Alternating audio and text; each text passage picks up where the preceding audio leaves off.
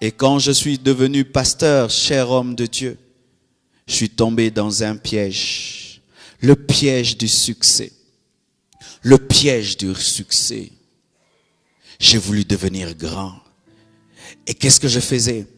Je dis, Seigneur, fais ceci et cela. Quand il le fait, je dis merci pendant quelques minutes et puis je vais encore.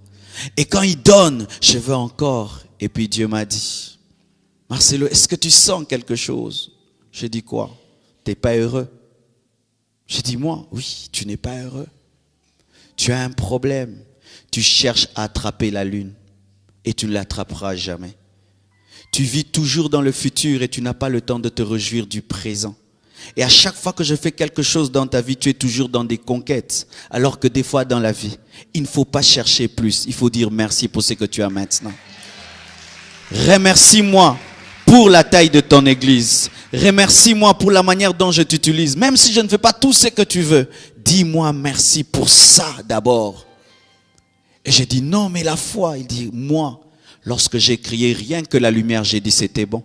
Lorsque j'ai créé les plantes, j'ai dit c'était bon. Lorsque j'ai créé le poisson, j'ai dit c'était bon. Je n'ai pas dit c'était bon lorsque j'ai créé l'homme et la femme. Mais rien que créer la lumière, j'ai apprécié ce que j'ai fait. Mais toi, tu attends devenir parfaitement ce que j'ai dit pour te réjouir. C'est pourquoi tu ne seras jamais heureux. Et certains au milieu de vous, c'est ce que vous faites. Vous n'êtes jamais heureux parce que vous dites, je le serai. Et vous ne le serez jamais. Seigneur, donne-moi cette fleur. Et quand tu l'as, le baffle. Quand tu as le baffle, cette fleur. Quand tu as cette fleur, cette chair. Cette chair. Et puis, quand est-ce que vous aurez le temps d'être heureux? Quand est-ce que vous aurez le temps d'être heureux? Si toute votre vie, vous pensez que vous serez heureux à la prochaine acquisition, quand j'aurai, quand je ferai, quand j'aurai, tu poursuis quoi? Le vent. Attrapez le vent un peu. Essayez d'attraper le vent. Essayez de le faire.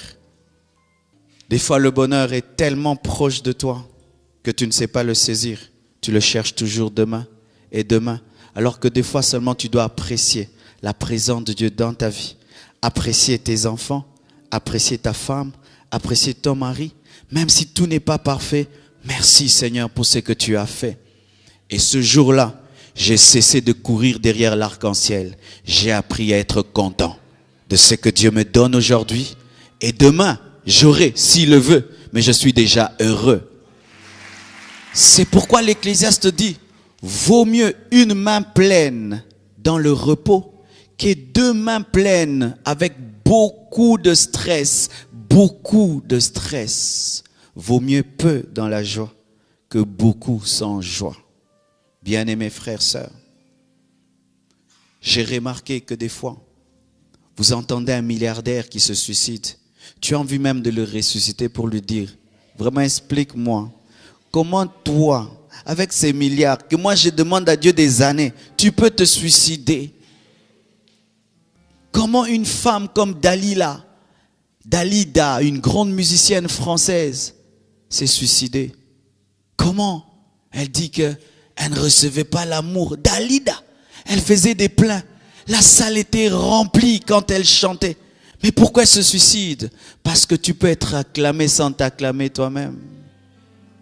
Tu peux être célébré sans te célébrer toi-même. Et une seule personne peut te révéler ta vraie valeur, c'est Jésus. Car c'est lui, l'architecte de ta vie.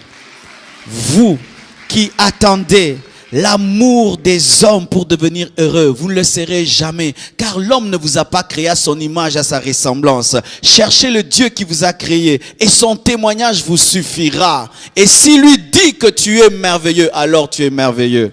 Mais l'homme actuel, il aime sa vie par le nombre de j'aime qu'il a sur Facebook.